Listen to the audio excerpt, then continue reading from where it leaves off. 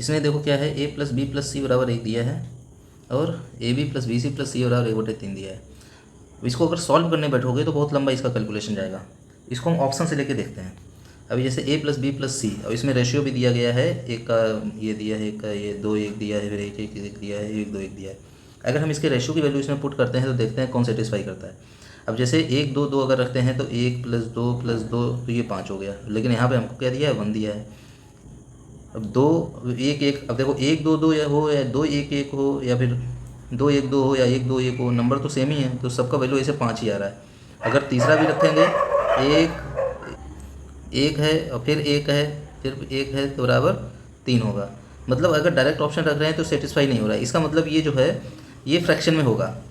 Fraction में होगा तो फ्रैक्शन भी करके देख लेते हैं। जैसे पहला ऑप्शन दिया है तुम्हारा 1 2 और 2, इसका बटे 2 करके देखोगे तो भी नहीं होगा, क्योंकि ये 1 हो गया, ये 1 हो गया, ये आधा हो गया, तो ये 2.5 हो गया। ऐसे तो फिर ये भी नहीं होगा, ये भी नहीं होगा और ये भी नहीं होगा, क्योंकि तीनों में नंबर सेम है, 1 2 2 है।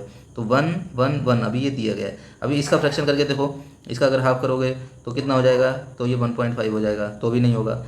अगर 1/3 करके देखोगे तो हो सकता है, क्योंकि 3 वैल्यू है ना, तो ये 3/3 हो गया, तो ये हो गया 1। मतलब हमारा आंसर जो है कौन सा होगा, हमारा आंसर होगा option number 3। Option number 3 is the correct answer of this question, क्योंकि हमने पहले वैल्यू पुट करके देखी। डायरेक्ट तो रख नहीं सकते, क्योंकि अगर डायरेक्ट होती तो फिर ये वैल्यू इसमें सेट करती। अगर अभी 1 1 1 है, इसमें भी करके देख लो, क्योंकि दो इक्वेशन दी गई हैं। तो ये 1 + 1 + 1 इक्वल टू 1/3 नहीं, तो 1 1 नहीं है, लेकिन हमारा हमने वैल्यू क्या मानी है, 1/3 मानी है।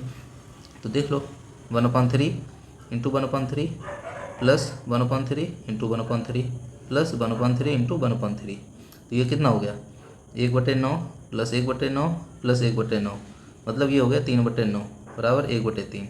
सेटिस्फाई कर रहा है, ये भी इधर दिया गया है। तो इसका आंसर हमें ऑप्शन से ही जाना पड़ेगा, अगर हम इसे लगाने बैठे बहुत लंबा हो जाएगा। धन्यवाद।